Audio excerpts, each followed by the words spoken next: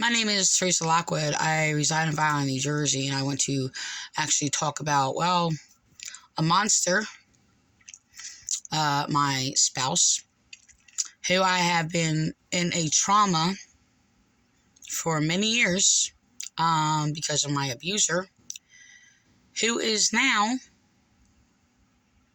basically vulnerable.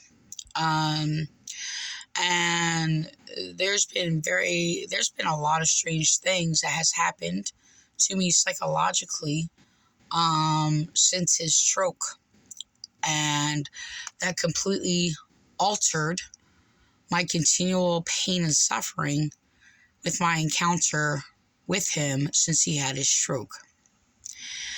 So the first month I basically was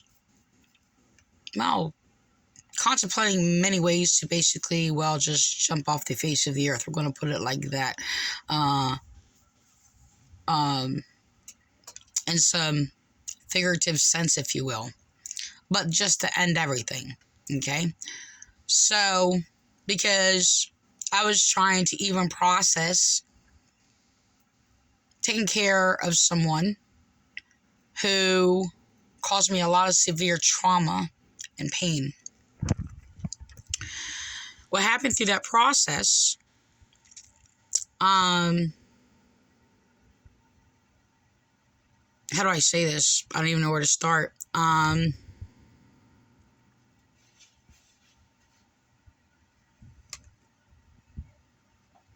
was my cat, I think. I just heard a noise or something. My cat's just laying there. I don't have another cat, though. Anyway, my experience is quite strange. It was a forced marriage. I have never had a relationship with him. Went through a lot of suffering with him. And he almost destroyed he pretty much did. A strange thing happened where I don't even know how to I don't even know how to put this into words. So how do I say this? I have not touched that man. I'm trying to think how long it's been. 28 years since I actually tried to help him, like in the beginning, because he had excuse me, an injury to his eye, actually, and he asked me to actually help an elderly woman and tend to her. Sorry about that. And tend to her and sit with her while he basically worked or whatever, because they needed somebody there. And that was what was said anyway. Excuse me. So, things didn't line up really. So I actually had to explain it in a different way. To somebody actually explain that again to an inspector that came in, because I don't even want to talk about what happened, but it was a very traumatic experience for me, and I basically got trapped with, a monster, actually. And I've been tortured and abused, and my family destroyed because of him, and kept, practically captive and a prisoner. So I noticed a thing every time, if there was something that was serious that happened, I just had to pop up. How do I say this? My pain towards him altered. For example, when he had to have colon surgery, he was very weak and vulnerable, and he couldn't even function or take care of himself when he came back home. He was all drugged up on all kinds of medication, and he was like a child, and I think it was more or less because of the medication he was on. That was, it was a colon surgery, so it didn't affect, his brain or whatever, but that's the way he was.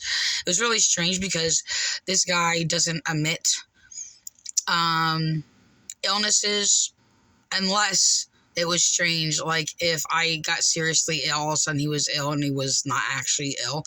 It was just a manipulative thing, for me, well, to take care of everything, like, is always expected. So the thing is, when he got his colon surgery, like, I did not say his name before that, and like, my conscience weakened and had less pain and suffering in my encounter with him. And I actually had to take care of him, help him shower, clean his wound, and tend to his wound. He had a surgery, his car, like, well, a wound, staples and stuff from the top of his torso all the way down. So, from his surgery. And that was the first time I basically said Don, and that's everybody calls him Donald. And the thing is that so once he was strong enough, of course, I backed off, and that pain actually came back, but there was still I was able to, like, communicate with him a little bit more. So kind of slightly healed me. It's really strange. And when he almost went into a diabetic coma, he went into the hospital. I actually, again, weakened. Okay. I wouldn't say it was a weakness. I wasn't like I don't know what word to use for that. It wasn't like something was wrong. It wasn't like a wrong weakness or whatever. But I got a little softer in my heart, if you will. Okay. So towards him, that is my weakness. I actually been angry at myself for it, because people, I sit there, you do, and then people take advantage of it. It's really terrible. But the thing is that so when he had his had a coma, almost went into a coma from a diabetic. They said he could have went into a coma or died. That's how bad it was. I weakened again and softened a little bit, and of course I took care of him. And I had to take care and research and do extensive research to make sure he gets an appropriate diet that accommodates to basically, well, his... the way I described it before is, well, he basically eats probably like a Viking. The fantasy type version of Viking. I don't know, I don't know the details in the history or whatever, but every time I present a Viking or whatever in a cartoon or a TV, it's more like this big giant table with the big giant drumsticks or whatever. Actually, just put up, actually making a page. I just want to give this, I don't know if I'm going to get it. Hold on. So, can I enlarge the page? I can't. This is not my computer. Hold on. So if you want to, if any way to describe, this is actually the picture. Describe how he would the nature of how he eats, I guess. So I can't get this up here. All right. So this is actually his actual picture of him in his Dungeness crabs. I can get a full picture. I had one up. I just pulled it up and found this, but this is his. He had to show me his claws, in which he came after me with. I don't like that stuff. I don't eat shellfish. I don't eat shellfish, and it's not a particular diet. I just realized I don't like it. So, okay, hold on. I just messed everything up.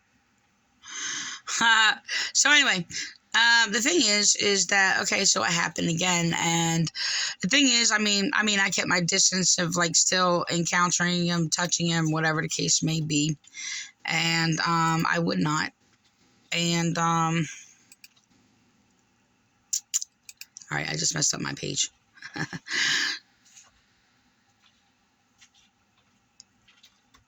Okay. All right, I'm sorry about that. I just messed up my whole page. I can't even get to my page. I just messed my whole page up. Okay. All right. So,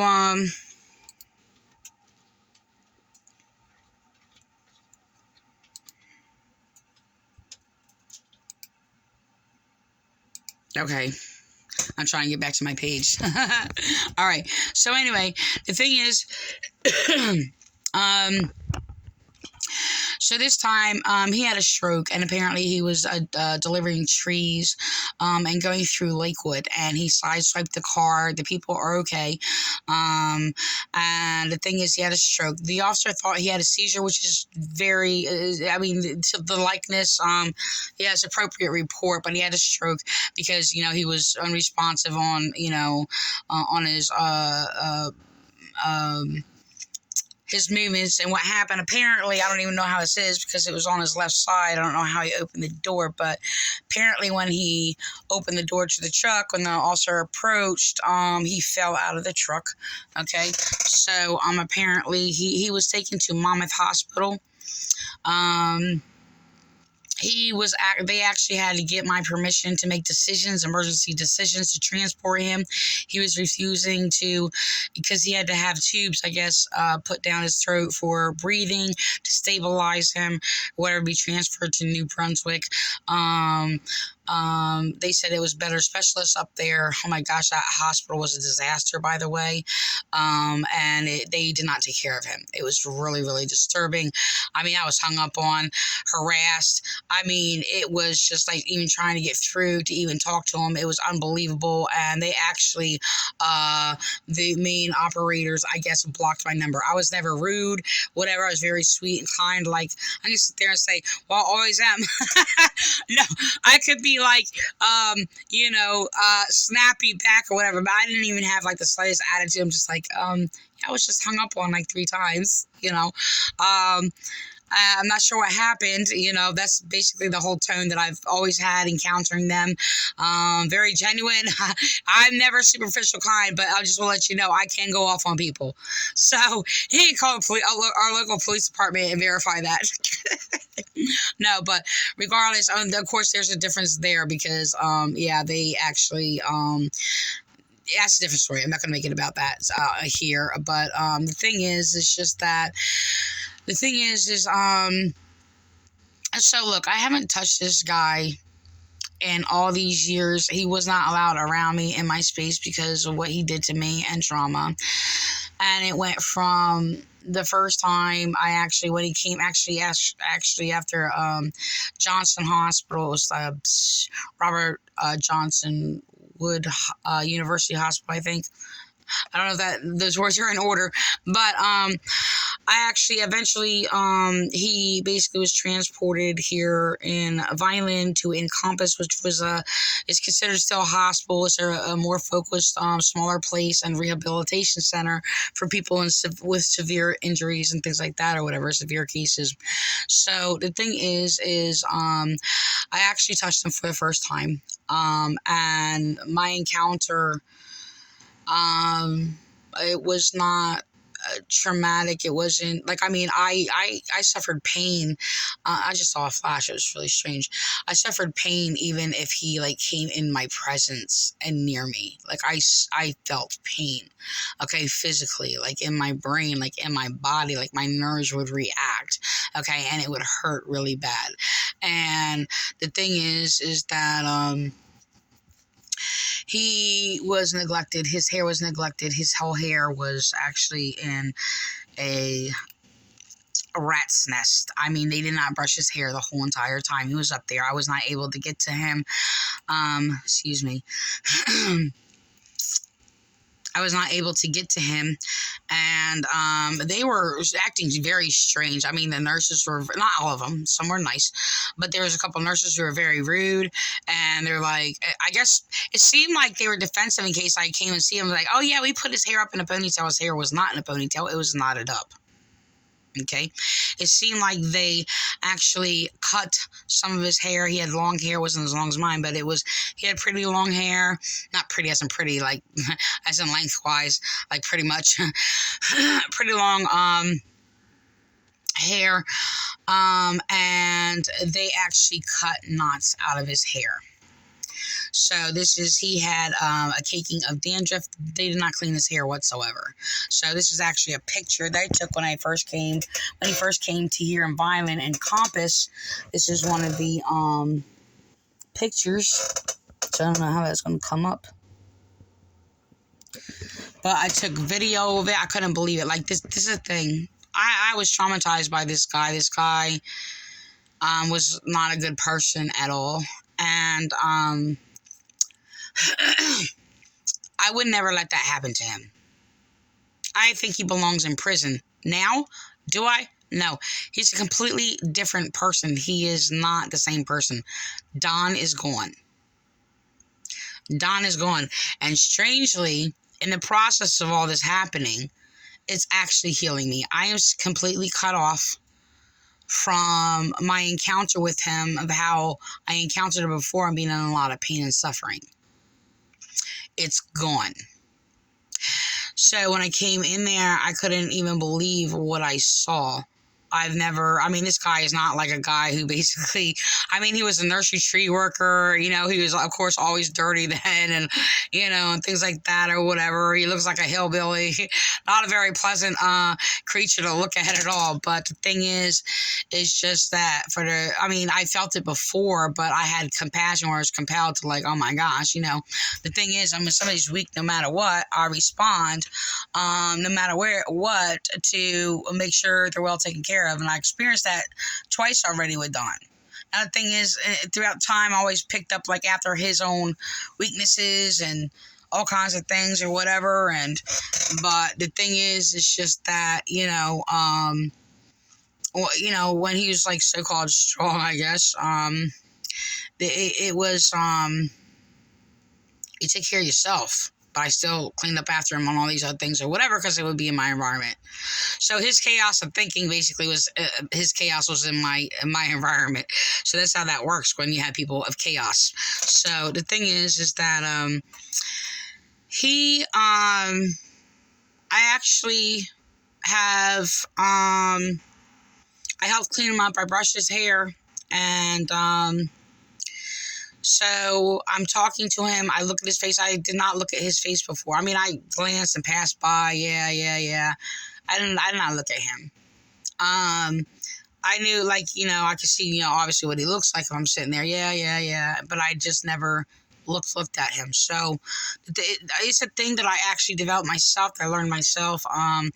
I also do people, no matter what, with people, not all people, most people though, especially males. And I think I do it naturally because it's something I developed that just became part of me throughout the years, where I will not look at people. It saves them from, if they do something horrible to me, which a lot of people have, it saves them from being in my nightmares. Do you understand? So that's how that works.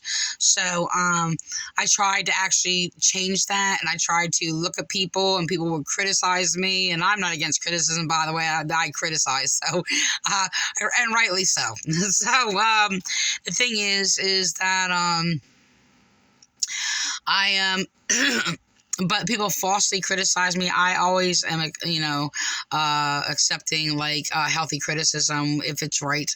But if you're being insulting, that means of what is false, and making false claims, that's a different story. So the thing is that he was in bad shape. I let the nurses know the condition that he's in, and I actually had to comb through his hair, and so immediately I started testing him to see, like, his responses, answering questions and things like that, to see where his mind is. I just was told, because I would describe, like, different things that is happening. Like, I'm really, like, I visited for like 5 hours, roughly about 3 times. And then I had a financial difficulty with somebody trying to compromise our account and our finances. Yes, his daughter. Really, really terrible. All she's trying to do is take advantage and steal his money. Oh, it's disgusting. Oh my gosh, I can't even believe it. So she's like an extension of his psychopathy. So she's a little psychopath, and I'm dealing with that. So the thing is, it's really terrible. Her motives and her encountering her dad is unbelievable. And she wanted to put him in a nursing home. And the thing is, I couldn't do that. Even to my worst enemy, he is one of my worst enemies. I have a few of them. And you have to be really, really, really, really evil to basically be, like, on my top 10 list of worst enemies. So The thing is, she's going on there real quick. And the thing is that, like, my whole thing is nursing home should be like a last resort. Like, yeah, you change your life and how your life is. I mean, people, I work 2 jobs because I got to keep, like, a $800,000 home and my 2-car garage and things like that, so I can't take care of my mother. It's a bunch of BS. Okay. I believe that nursing home is a last resort. If it's no way possible that you can care for him and do what needs to be done in a nursing home, by the way, they're going to sit there, and I asked the therapist that, and she's suggesting a nursing home, and I'm just like, well, he's going to continue therapy, like, for how long? And no, well, there's another place. They said that, we can do more therapy treatment. We can look into that. And I'm just like, well, he's not going in a nursing home just to sit there. So my whole thing is, I mean, it doesn't matter who this person is. It's going to still be the same. I'm going to have the same thinking. And the thing is, could I take care of him? We're going to find out. This is what it is. And I worked really hard to get him back home. That's what he wanted. Was I a person to sit there and give what Don wants? Absolutely not. It's just like we live separate lives. You do your thing, I'll do mine. But yeah, I mean, there were certain areas where, I still took care of things. And I think that's what he wanted actually in the first place, to have a personal little slave to actually take care of him. Kind of like, strangely, most men in the world who thinks that's actually a woman's job. Well, to basically be their caretaker. Okay, so their mother or whatever the case may be. So the thing is that so my encounter with him, I mean, I had to do a lot of things. I was fighting it. I'm just like, there's no way I'm sitting there watching this guy's, and I said, like, the literal word or whatever is whatever. So I'm not doing it. I said I'll kill myself first. I'm not. There's no way I can't even handle it. And I was even telling his daughter, I said, and you know why I cannot even do that. I said, I don't know what to do. And I'm asking her if she wants to take care of him. No. Well, her answer is kind of like a half answer. And she said, oh, I know, I understand, or whatever. I said, I don't know what to do, or whatever. So I had to make that decision. And so I actually have to, yes, bathe him, clothe him. He has to be clothed. He basically is paralyzed all the way down. So all the way down on the left side. And he has right side brain damage, which affects the left side. So the thing is that the last time I was there, Friday, the nurse, therapist, social worker, they kind of combine, they don't, what they do, oh my gosh. Giving information, knowledge about them is complicated anyway. Sometimes they kind of cross over lines. They as a speech therapist, like, it was really strange. I'm sitting there talking to the speech therapist. She's doing all these things or whatever. And I'm just like, are you supposed to be the speech therapist? He's sitting there doing all these things. And so, yeah, anyway, I'm going to go on. So, the thing is, he cannot eat solid food. He has to have his food pureed. So, he has left side neglect where everything is pushed over to the right, which is something I noticed in the beginning. I kept telling the nurses, I'm like, well, he can't see his TV, but he can see his roommate's TV. I said he's, because they're not telling me that he can't look left to stand on his left side, his best friend. I was like, yes, I was doing that the first day, to sit there and trying to pull his head. I said, I don't know how far to put it. I was trying to push his head over because it looked like it hurt. Like, I mean, it might have been like muscle tension because his head was like just over to the side. If you tell him to look left, it goes like, if he's like this, okay, it goes as far to the center like this, and he's going up. He'll go up, and I'm trying to pull his head to go this way. I did it a couple times in the beginning. So, I'm describing all these things. I said a bird flew past the window. I said, he said he saw it in his room. So I put my computer just went dim. So I said he's seeing it in his room. So I said, it seems like everything's pushed off site. And I didn't have knowledge at this time about all of this, but I'm recognizing the behaviors, that everything's like to the side. So I was just told, and it was just given a title Friday to me, that is left side neglect. So that was interesting. I've been looking it up since yesterday. And so it is therapy that can develop and make that connection and regain everything's got to be pushed back over. So there's suggestions. The hospital didn't suggest, but I looked up online, like wearing patches, because I'm trying to do my homework here, see what I have to do, because I am going to be continuing doing therapy, because I did that. Like, I even bought a little massager for his neck.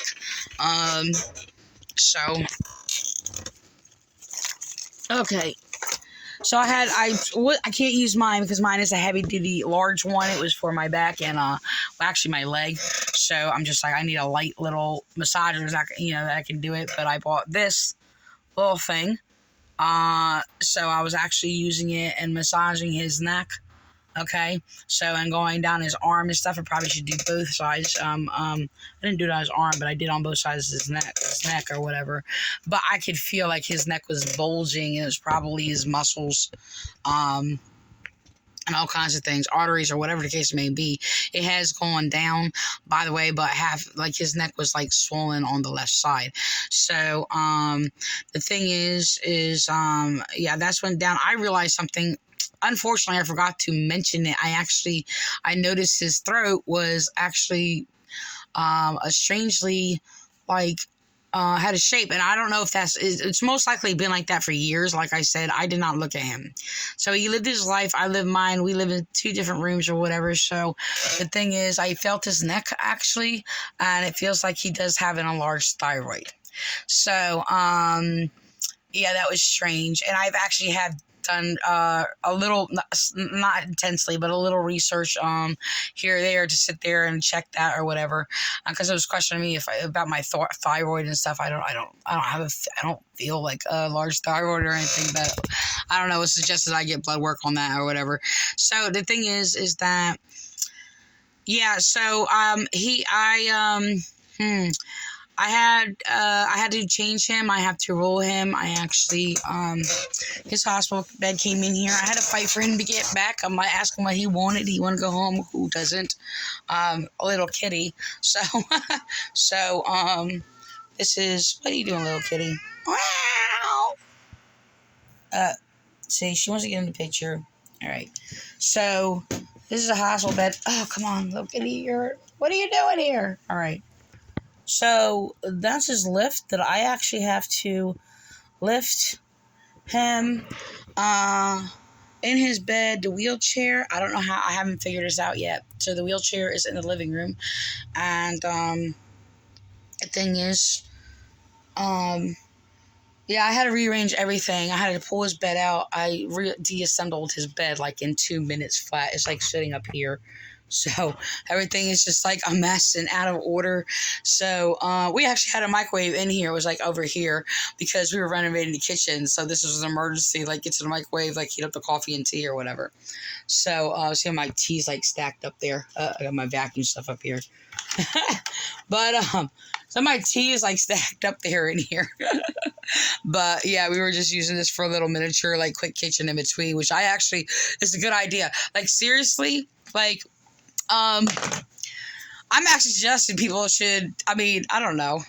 If you're working in your room or something, like if you put a little microwave in your room for like heat up coffee, you just want to like stay and work or whatever, very convenient. It's been very convenient when I'm like intense, like hours long work on like line or something like that. And I had the microwave just in the next room or whatever. So, so this is his lift actually. I have to roll him on one side. And actually, you know what? I worked so hard to see if I can actually do this. I actually started with actually moving stuff out of his room. Like, how am I going to do this? I have a bad back. I myself use a cane. I don't use it to walk. I use it just for security. I can't stand long just in case I start weakening. I have to carry it with me, so I don't actively always use it. So I have injuries, and I'm just like, how am I going to do this? So I had to find out how to do this with my chronic pain. I live in chronic pain every day. And so I look, if I can't, I always can call somebody. But I'm going to do what I can or whatever. And this is actually really, really, just really strange. But partly is, I'm not going to say it's selfish. It's not selfish. Everything I do is actually selfless, always for the other person first. But strange thing, him being struck down is actually healing me. Okay, that's what's happening. It's a very strange thing. And it, like it did before, and I knew it, I recognized it, and it was very healing. It's kind of like I was able to say his name when he had his colon surgery. Okay, when I never said his name, I wouldn't even say his name. So the thing is that my communication with him on the phone is distant. This is the first time I also basically have talked to him on the phone without it being on speaker. I will never answer the phone or call him personally on the regular phone. It is always on speaker. I don't ever ask how he's doing and all these things before, where it was just like, what's your status? This is basically how I encountered him.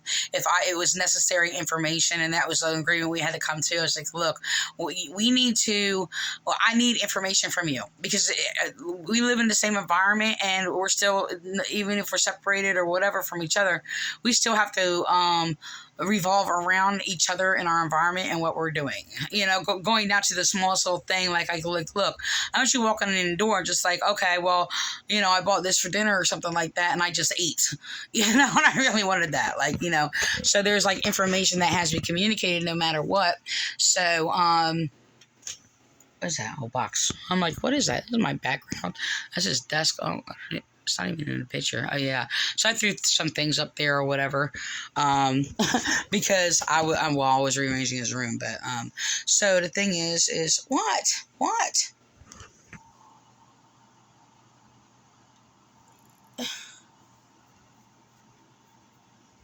So my stomach probably got in there too. Not sure, but what are you doing, Oliver? This is Oliver. All right. So anyway, the thing is that yeah, I always spoke to him on speaker. I would never put the phone close to my ear. Yeah, it did irritate my, brain. Literally, I felt it on my brain. So it was just like, that's how I talked to him, like, all these years. And it went to me actually not even using the speaker. I haven't used it once when I called him every day in the hospital. And he's been in the hospital for 2 months, by the way. And, 3 different ones. And, I don't do that anymore. I basically ask him how he's doing, how he feels, and things like that, or whatever. I have not done that ever before. So it's genuine. I do care. It's really strange.